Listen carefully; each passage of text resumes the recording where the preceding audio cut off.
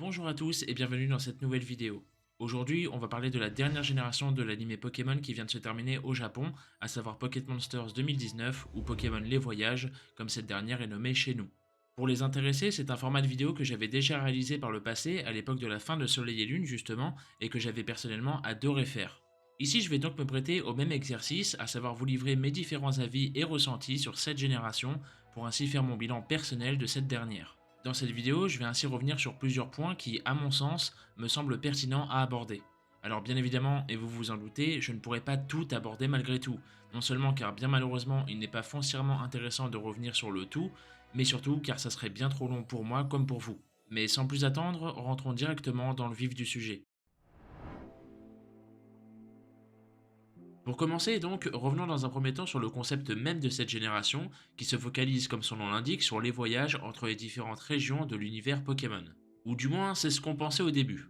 Car oui, vous n'êtes pas sans savoir qu'il ne s'agit pas vraiment d'un animé centré sur la 8ème génération, où donc tout le voyage de Sacha se déroulerait dans la région de Galar. Ce n'est d'ailleurs pas pour rien si cette génération ne contient pas épée et bouclier dans le titre de son animé, que ce soit au Japon ou même en dehors. Car en vérité, et si jamais vous l'ignoriez, cette génération se nomme au Japon Pocket Monsters 2019, autrement dit Pokémon 2019, tout simplement car c'est l'année durant laquelle cette génération a commencé sa diffusion.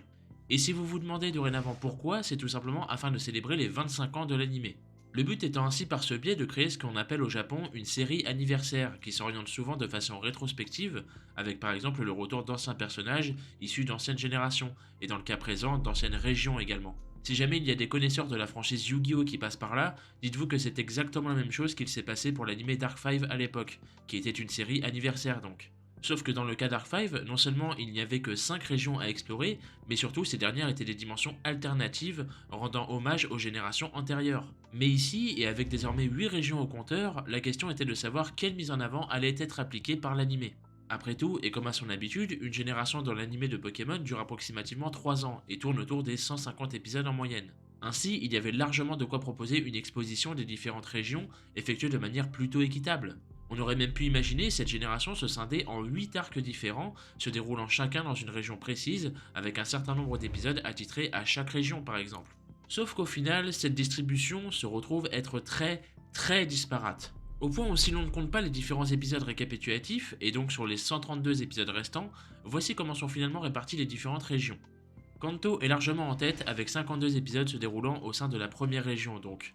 Johto, Oen et Sinnoh ne possèdent toutes les trois que 8 épisodes chacune. Unis quant à elle 5, Kalos s'en tire avec 7 épisodes, Alola n'en compte que seulement 3 même si cela peut s'expliquer par le fait que c'était la génération précédente, et enfin la région de Galar s'étalera sur 37 épisodes.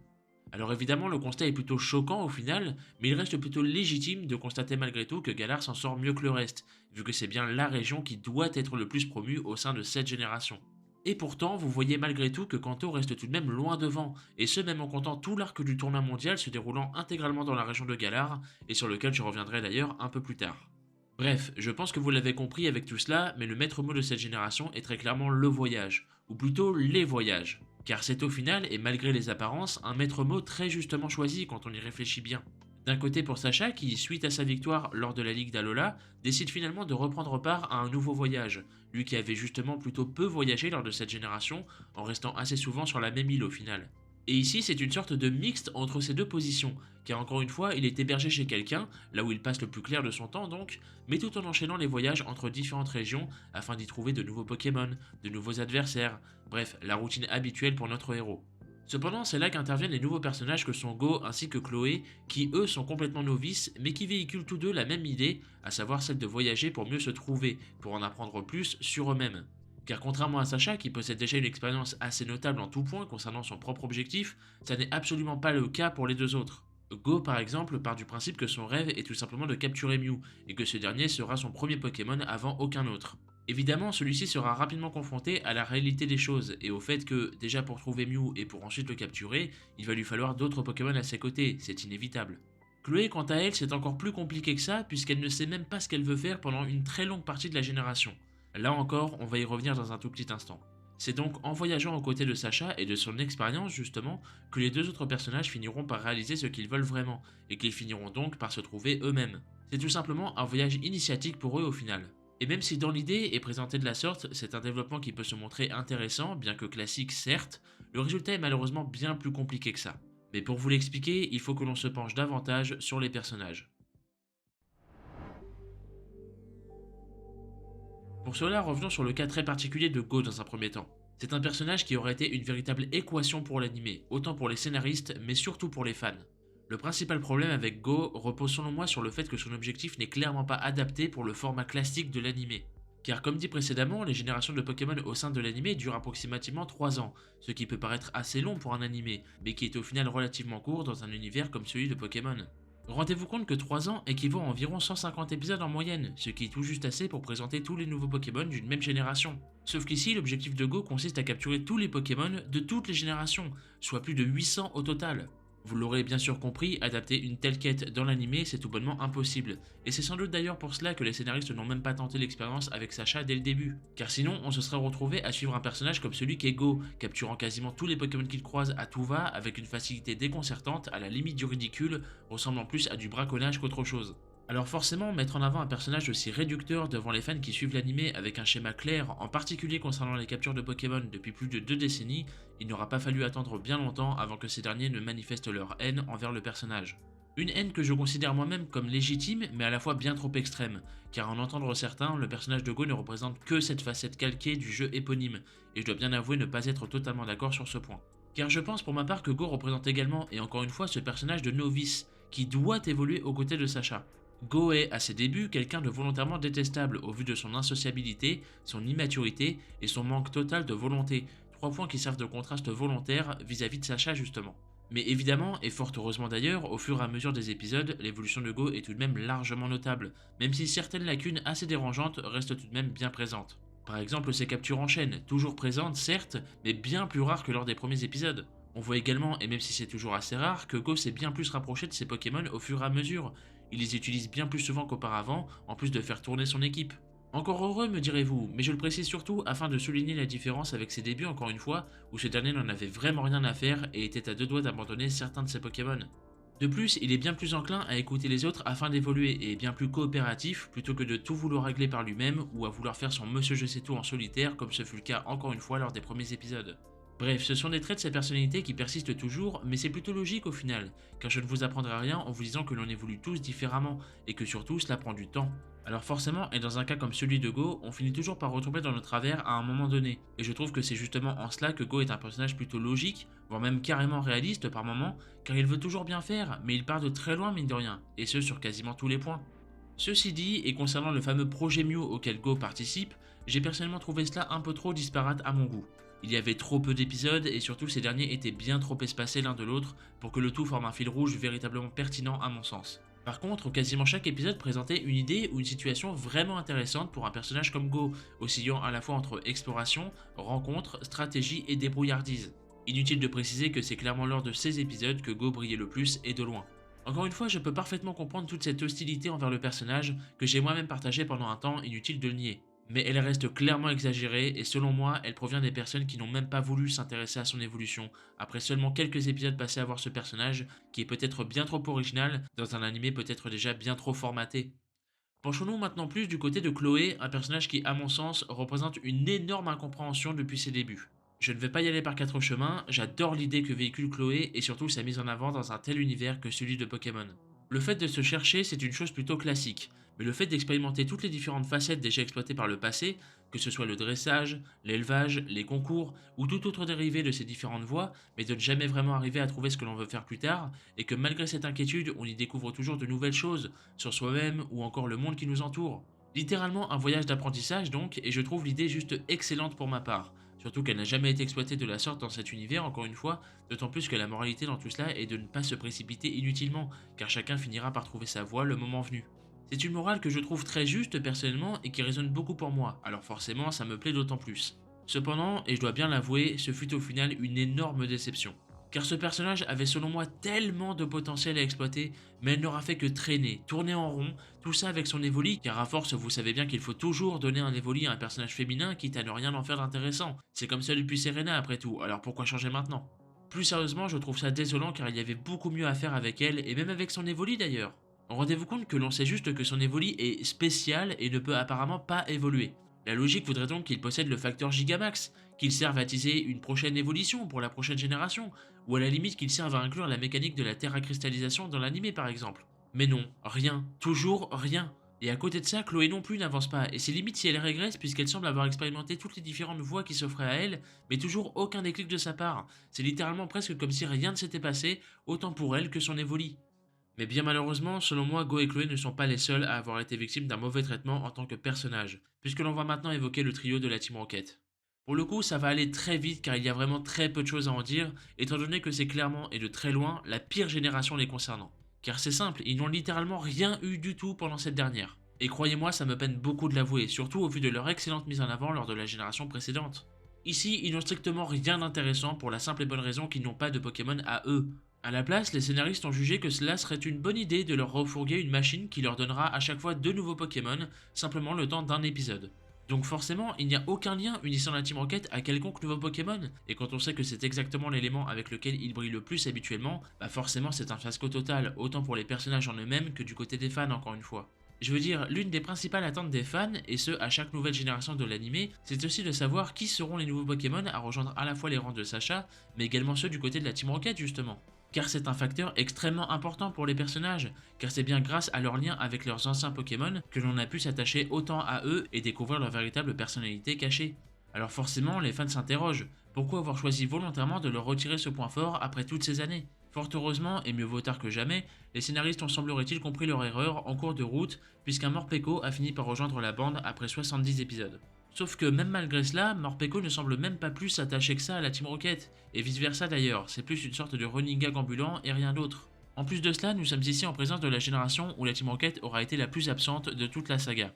Car si jamais vous l'ignoriez, à l'époque de Noir et Blanc, lorsque le trio était soudainement devenu très sérieux et crédible, celui-ci apparaissait bien plus rarement qu'à l'habitude, mais toujours de manière assez régulière, histoire de maintenir un certain quota. Alors pour que tout cela soit encore plus clair pour vous, voici un récapitulatif de toutes leurs apparitions au sein des différentes générations de l'anime.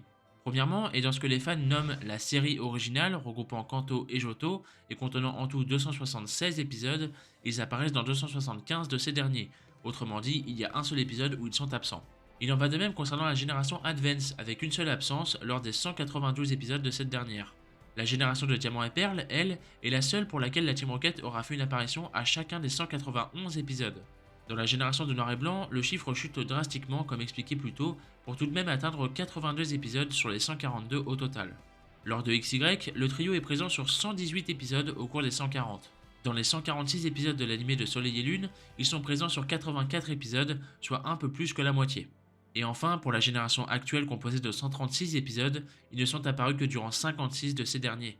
Vous l'aurez compris, c'est bien la première fois où ils font moins que la moitié, ce qui est mine de rien plutôt révélateur et inquiétant à la fois, car inutile de vous dire que ça n'était jamais arrivé auparavant, ça n'était même pas envisageable d'ailleurs de les voir autant mis à l'écart tellement ils font partie intégrante de l'anime. Et selon moi, c'est d'autant plus regrettable comme constat maintenant que l'on sait que c'était probablement pour eux aussi leur dernière génération. D'ailleurs, puisque j'évoquais juste avant les anciennes générations, et comme je vous l'ai dit plus tôt car il s'agit ici d'une série anniversaire, on va maintenant revenir sur le cas du retour d'anciens personnages. Pour le coup, j'en ai déjà parlé lors de certaines reviews que j'avais déjà faites en vidéo à l'époque, mais il me semble tout de même important de revenir là-dessus depuis le temps. Ainsi, et au cas où vous ne seriez pas au courant, voici les différents personnages qui ont effectué leur retour au sein de cette génération de l'anime. Alors évidemment, je ne compte pas revenir sur tous ces personnages, d'autant plus qu'il y en a d'autres comme Pierre ou encore Flora et Max qui ont fait une apparition, mais rien de très notable à mon sens. Cependant, certains de ces personnages ont un comportement bien différent de la dernière fois où nous les avions vus, comme par exemple Peter, Régis, Aurore et surtout Iris pour ne citer que. La raison à cela est plutôt simple, il semblerait que les scénaristes aient tout bonnement décidé de réinterpréter ces personnages afin qu'ils correspondent plus à leur alter ego des jeux. La différence est flagrante surtout sur Peter qui semble bien plus rigide que la dernière fois où nous l'avions vu lors de la génération Advance notamment. Et concernant Iris, c'est littéralement le jour et la nuit, à tel point que son ascension au rang de maître ne fait strictement aucun sens si l'on se base uniquement sur le personnage de l'anime tel que nous l'avions laissé à la fin de la génération Noir et Blanc. Concernant Aurore et Régis maintenant, la première semble bizarrement avoir presque régressé, être redevenue maladroite et un peu naïve comme à ses débuts lors de la génération Diamant et Perle. Quant au second, lui aussi semble être redevenu quelqu'un d'assez provocateur, comme lors des premières saisons également, notamment vis-à-vis de Go qu'il s'amuse à chambrer comme ce fut le cas avec Sacha à l'époque.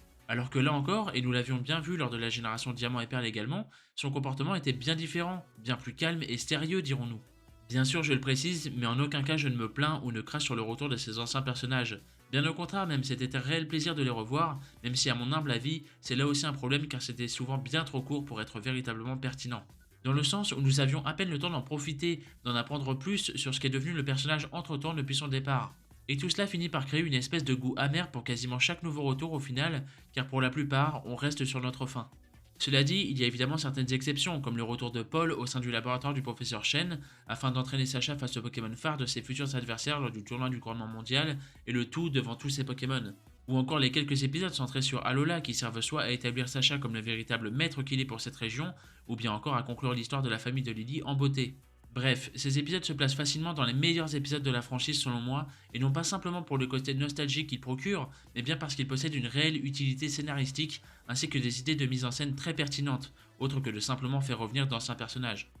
Maintenant, et pour revenir sur le précédent point, chacun est libre d'avoir son propre avis sur la chose, mais personnellement j'ai toujours un peu de mal avec ce genre de réinterprétation, car selon moi cela finit par créer des incohérences vis-à-vis de ces mêmes personnages lorsque l'on connaît leur caractère passé et leur développement de l'époque.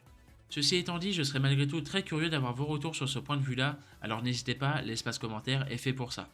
Mais en attendant, il me reste un personnage à aborder, et je parle évidemment de notre héros.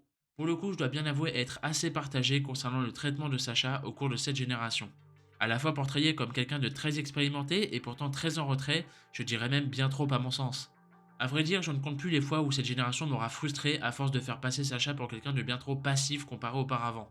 Il n'assume que très peu son titre de maître d'Alola alors qu'il s'agit tout de même d'un très grand pas en avant pour son rêve.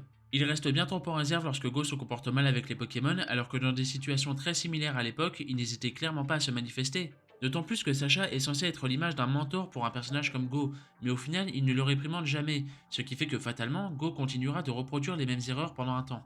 Et ses détracteurs auront beau dire ce qu'ils veulent, Sacha n'a jamais été aussi passif, ça ne lui ressemble pas, et pour ma part je trouve ça très frustrant de le voir ainsi mis en retrait de la sorte. Car lors de la précédente génération, Sacha était justement le pilier de toutes les relations, c'était bien grâce à lui que tous les personnages se développaient au fur et à mesure, et c'est en cela que ressortaient ses années d'expérience justement.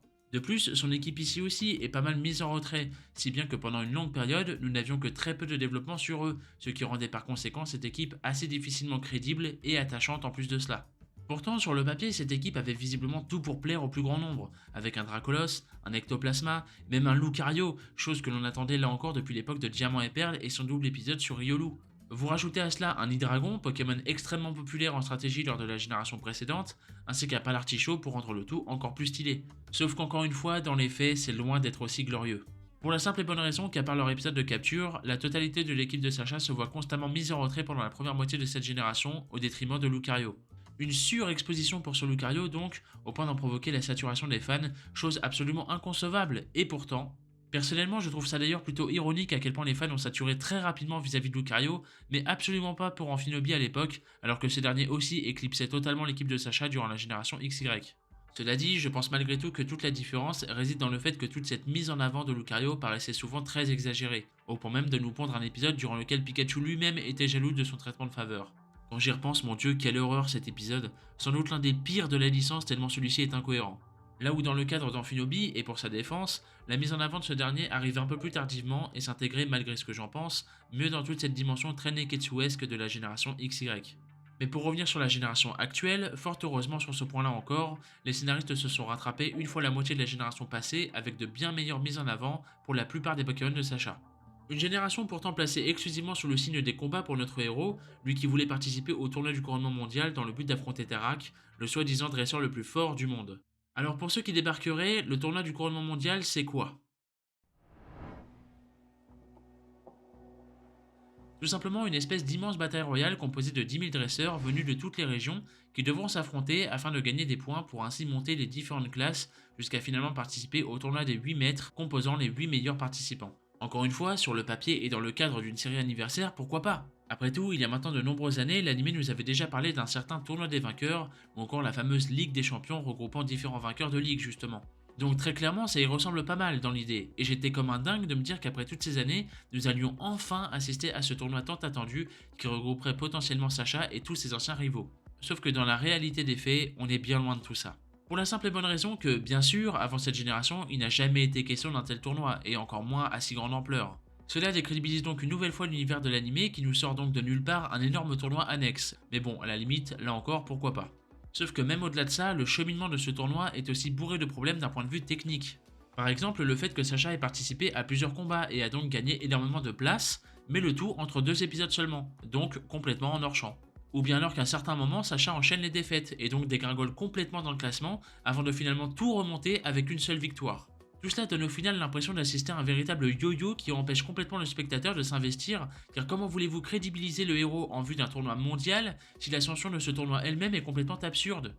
Comme je le précisais juste avant, donc, non seulement l'ascension de Sacha est expédiée, mais en plus ce tournoi était justement l'occasion de ramener d'anciens personnages comme des rivaux par exemple. Car ce tournoi mondial est ouvert à tous, et c'est donc possiblement la dernière occasion que nous avions de les revoir avant que Sacha n'entame les tournois plus majeurs réservés à l'élite des dresseurs, comme l'anime nous l'avait promis. Ou bien plus simplement avant que Sacha ne tire sa révérence de l'anime, maintenant que nous le savons. Sauf qu'au final, les seuls anciens personnages qui sont revenus pour participer à ce fameux tournoi sont Cornelia, Iris et Tanguy. Et simplement le temps d'un épisode, bien sûr.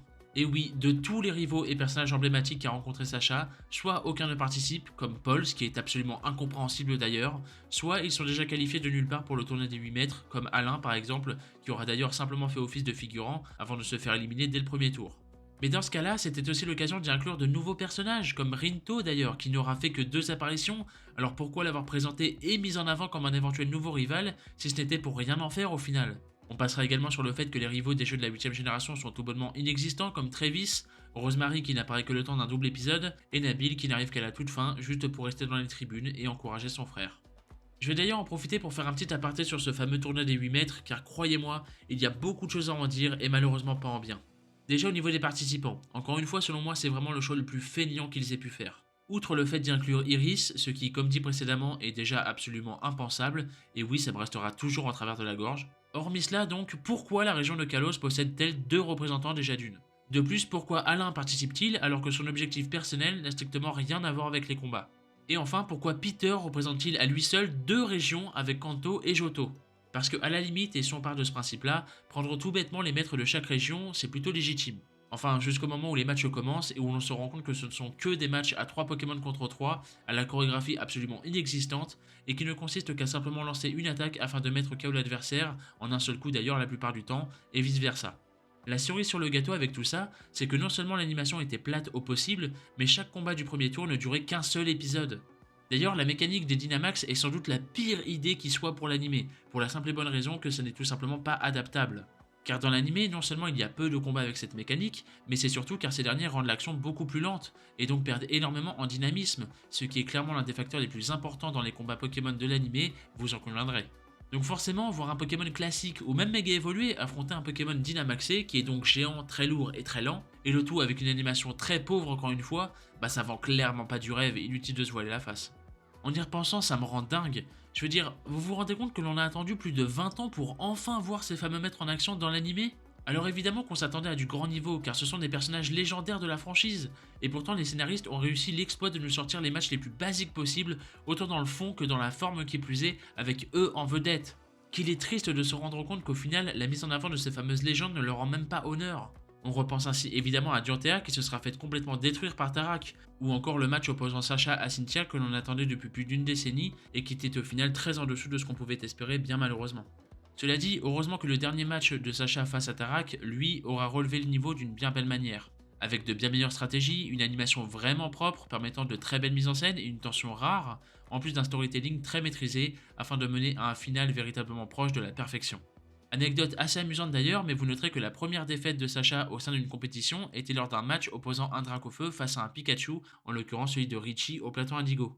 Ici, et face à Tarak, Sacha aura donc spirituellement pris sa revanche face à Richie en inversant les rôles. Cependant, et même si ce combat fait désormais clairement partie des meilleurs de l'anime dans son ensemble, il ne peut malheureusement pas à lui seul sauver tout cet arc du tournoi des maîtres, tellement ce dernier est problématique à bien des niveaux. On notera par ailleurs que suite à sa victoire lors de ce fameux tournoi du couronnement mondial et à son retour au Bourg-Palette, Sacha ne sera accueilli et félicité que par ses Pokémon, sa mère Delia et le professeur Shen. Une scène assez pauvre face à un tel accomplissement, alors que l'on se souvient pourtant que lors de sa défaite en top 16 au plateau Indigo, c'est bien tout le village du Bourg-Palette qui était venu féliciter sa performance. Personnellement donc, je ne retiendrai de ce tournoi dans son ensemble qu'un immense gâchis, hormis sa finale bien sûr, et la seule bonne idée qui en ressort à mon sens est le fait que Sacha ait au final affronté les 3 meilleurs du classement afin de prouver sa valeur. Même si selon moi, des affrontements bien plus intéressants auraient pu avoir lieu, comme par exemple Pierre contre Alain qui semblait totalement évident suite à la mini-série Mega Evolution. Peter et Sacha auraient également pu s'affronter en souvenir de leurs anciennes rencontres. Giantea, quant à elle, aurait pu affronter Cynthia, histoire d'avoir cette fameuse confrontation féminine très attendue par la communauté, ou bien encore affronter Alain afin d'élire officieusement un seul représentant pour Kalos au sein du tournoi par exemple. D'ailleurs, maintenant que l'on sait que c'était certainement le dernier tournoi du parcours de Sacha, et quitte à nous proposer du fanservice à outrance, les scénaristes auraient très bien pu nous proposer l'équipe ultime de Sacha composée de tous ses meilleurs Pokémon de chaque région, là encore quelque chose de très attendu par les fans de l'animé. Bref, comme vous le voyez, il y avait véritablement bien plus de bonnes idées et de choix intéressants à faire comparé au rendu final, mais là encore c'est un constat vraiment triste à rendre. Maintenant, j'aimerais revenir sur le principal problème de cette génération, et je parle bien sûr ici du rythme de l'animé. Car c'est très simple, tous les différents problèmes que j'ai pu évoquer auparavant, et tous ceux que je vais développer en plus dans quelques instants, sont tous causés en grande partie par cette problématique du rythme. Comme dit précédemment, une génération de Pokémon dure en moyenne 3 ans, et donc l'animé correspondant à cette génération également. Et jusqu'ici, la production en interne de Pokémon, et donc au sein du studio OLM, n'avait visiblement pas trop de problèmes, tout semblait plutôt bien se passer depuis pas mal d'années maintenant. Alors évidemment, quelques couacs sont venus s'immiscer au sein de certaines productions. On pense notamment à la génération noir et blanc qui a vu une énorme partie de ses plans initiaux être modifiés suite à la catastrophe qui a touché le Japon en 2011. Mais hormis ce cas très particulier, nous n'avons aucun rapport contenant d'éventuels gros problèmes de production en interne, depuis 1996 avec le tristement célèbre épisode de Porygon, jusqu'en 2020, l'année du Covid. Car outre le fait de marquer la première pause de l'animé au Japon depuis plus de 20 ans, le Covid semble avoir semé un immense chaos au sein même du planning de la production. Alors évidemment, 3 mois de retard dans un calendrier censé tenir sur 3 ans avec une date fixe, forcément ça complique pas mal les choses. Mais il faut également savoir que durant la diffusion de cette génération, l'anime a connu un changement de directeur, chose qui n'arrive pas souvent à ma connaissance, preuve étant que pour la licence qu'est Pokémon, ça n'était plus arrivé depuis la génération Advance. Ainsi, Jun Owada aura succédé à Maki Odaira à partir de l'épisode 55 pour reprendre les directives jusqu'au dernier épisode.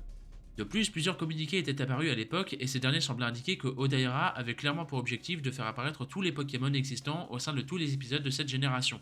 On peut donc en déduire que c'est grâce ou à cause d'elle qu'est venue l'idée du personnage de Go, mais surtout cet horrible rythme que les fans ont appelé le format épisodique, consistant grosso modo à faire en sorte que cette génération possède le moins de suivi possible afin que ceux qui ne sont pas habitués avec l'anime puissent s'y mettre à partir de n'importe quel épisode sans avoir à se soucier de ce qu'ils ont pu manquer auparavant, expliquant ainsi pourquoi lors des premiers épisodes où Sacha retourne dans certaines régions, il n'y évoque pas son propre passé ou bien les personnages qu'il a pu y rencontrer. Fort heureusement encore une fois et depuis ce fameux changement de directeur, Owada aura tenté tant bien que mal de rétablir au mieux les erreurs du précédent, tout en essayant de rattraper le retard provoqué par la pandémie. Alors bien sûr, tout n'est pas parfait, loin de là même, mais le constat au global est tout de même nettement mieux. Nous avons ainsi eu droit à plus de retours, plus d'expositions, autant pour le passé que pour l'équipe de Sacha, et donc son objectif, mais aussi pour Go et Chloé. On a même eu droit à des mini-arcs de quelques épisodes en l'honneur des remakes de Diamant et Perle par exemple. Bref, on sent que Owada voulait bien faire, du moins jusqu'au fameux tournoi des 8 mètres qui aura été un véritable casse-gueule sur tous les points. Non seulement pour tous les choix illogiques énoncés précédemment, autant dans le fond que dans la forme, mais également et surtout en termes de production. Bien plus de directeurs d'animation qu'il n'en faut habituellement sur la plupart des épisodes, tout cela couplé à des pauses ainsi que des épisodes récapitulatifs à répétition. À l'heure actuelle, on ne sait toujours pas pourquoi ni comment, mais la production au sein même du studio OLM semble s'être tout bonnement effondrée depuis l'été dernier. Même si, avec les dernières nouvelles, on peut se douter qu'une bonne partie du staff a certainement dû être scindé en plusieurs groupes, travaillant à la fois sur l'arc final de Sacha, mais également sur le prochain animé en parallèle. Pour cause, le fameux tournoi des 8 mètres, oui, encore lui, ne contient au final que 12 épisodes, ce qui équivaut à 3 mois de diffusion hebdomadaire. Sauf que dans les faits, et avec tous ces problèmes, il a en vérité duré 2 fois plus longtemps, pour un total de 6 mois donc. Et que dire du projet Mew, avec ses épisodes tellement espacés que le projet lui-même a fini par être avorté par les scénaristes. Pour information, autant la dernière version de l'opening que les derniers épisodes du projet Mew avant la fin mettaient clairement la mise en avant sur les régies, et plus particulièrement sur Regigigas. Il est donc parfaitement logique de s'imaginer qu'un événement centré sur ce Regigigas géant, probablement Dynamax donc, allait avoir lieu, mais au final il ne s'est absolument rien passé. Selon moi, c'est tout simplement un manque évident de temps et ou de moyens qui aura ainsi résulté cet avortement, tout ça pour finir sur un double épisode très moyen malheureusement, se déroulant en parallèle de la finale de Sacha en plus. Bref, un fiasco total et surtout le plus flagrant de cette génération, mais malheureusement ça n'est qu'un cas parmi tant d'autres. Et attention, je le précise, mais mon objectif n'est en aucun cas de pointer les problèmes de la production, simplement dans le but de m'en plaindre, de m'en moquer ou autre. Au contraire, je cherche à apporter d'éventuelles réponses et éclaircissements plus ou moins légitimes, afin d'éviter justement les plaintes ou les incompréhensions sur le sujet. Maintenant que cette génération est derrière nous, que pouvons-nous en retenir? À titre purement personnel, et vous l'aurez compris en visionnant la vidéo jusqu'ici, cette génération de l'anime aura été aussi prometteuse que finalement frustrante sur bien des points, résultant au final ce que l'on pourrait clairement nommer de génération à problème, donc autant dans le fond que dans la forme, bien malheureusement. Une génération qui marque également un tournant pour l'anime bien sûr, avec le départ désormais confirmé de Sacha, et je n'arrive toujours pas à croire que je prononce ces mots en vidéo. Une génération également historique en quelque sorte, donc rien que pour cela, ou encore par le fait d'y revoir quasiment toutes les régions ainsi que beaucoup de personnages. Même si, à mon humble avis, la plupart des personnages ont été mal gérés, au point de créer des problèmes au niveau de la continuité même de l'anime, tellement leur écriture était très incohérente au final. Alors évidemment, et malgré mes dires, nous avons tout de même eu d'excellents épisodes, comme les premiers très prometteurs, avec l'origine de Pikachu, la présence de Lugia et Oh-Oh, l'épisode centré sur Givrali et sa thématique du harcèlement bien sûr, le retour de Paul qui était géré d'une main de maître, et surtout les quelques épisodes à Alola écrits par Aya Matsui, la scénariste en chef de la génération Soleil et Lune justement, ou encore le combat opposant Sacha à Tanguy qui restera personnellement mon préféré de la génération. Alors bien sûr, certains vont me ressortir, et à juste titre, qu'ils auront préféré la fin du combat de Sacha face à Tarak, et c'est parfaitement compréhensible. Cependant, et pour ma part, je vous dirai simplement qu'un seul épisode sur plus de 130 ne représente malheureusement pas toute la génération dans son ensemble, et par conséquent ne suffit pas à sauver cette dernière selon moi. Par exemple, nous sommes très nombreux à avoir adoré la génération animée de Soleil et Lune, mais nous ne l'avons pas aimé simplement parce que Sacha a enfin gagné une ligue, ou parce que le combat face à Euphorbe est le deuxième meilleur de l'animé, derrière celui face à Paul durant la ligue de Sinnoh. Mais c'est bien grâce à ses personnages, son ambiance, ses thématiques abordées et son originalité exceptionnelle que la génération animée de Soleil et Lune a su marquer les esprits avec énormément de points positifs à la surprise générale. Des points que cette génération de l'animé ne possède malheureusement pas, en tout cas selon moi. Et pour conclure, penchons-nous désormais sur la fameuse question qui fâche, quelle sera la suite, maintenant que l'on sait que Sacha va tirer sa révérence de l'animé? Je ne vais pas vous mentir, à la base j'avais prévu lors de cette partie de la vidéo de vous expliquer pourquoi selon moi Sacha ne partirait pas, tout simplement car son objectif n'est pas encore atteint. Et oui, car comme expliqué précédemment, les gens semblent penser que parce que l'objectif de Sacha au cours de cette génération uniquement, c'est de vaincre Tarak et donc devenir le dresseur le plus fort au monde, ça s'apparenterait à devenir le meilleur dresseur, à savoir son objectif principal depuis le début donc. Sauf que justement, comme dit précédemment là encore, l'anime nous a montré à plusieurs reprises que ce n'est pas aussi simple, du moins en théorie. Il suffit pour cela de revoir les épisodes où l'on parle du cheminement pour arriver à un tel titre, avec les tournois que cela implique. Mais aussi le fait qu'à la fin de Soleil et Lune, Sacha semble surtout véhiculé par ce désir du voyage et du combat plus que par la recherche d'un simple titre, qu'il obtient qui plus est lors d'un tournoi complètement annexe et qui ne défendra même plus par la suite, bien évidemment. Alors bien sûr que dit comme ça sonne très niais et très cliché, mais l'anime de Pokémon a toujours fonctionné comme ça et ça n'est pas forcément un mal. Sacha représente le voyage d'une vie, c'est cette idée qu'il incarne en tant que personnage principal, le fait de toujours aller de l'avant, de toujours se relever malgré l'adversité, malgré les défaites, et de toujours continuer son parcours, car c'est un voyage d'apprentissage durant lequel on tombera toujours indéfiniment, mais l'important est de toujours se relever pour finir par réaliser ses convictions. C'est peut-être idiot pour certains, mais c'est aussi pour ce genre de valeur qu'on aime le suivre, et même si celui-ci finit par quitter l'animé, il reviendra forcément lors de la prochaine génération. Alors bien sûr, moins souvent, mais il sera toujours là, et vous savez pourquoi?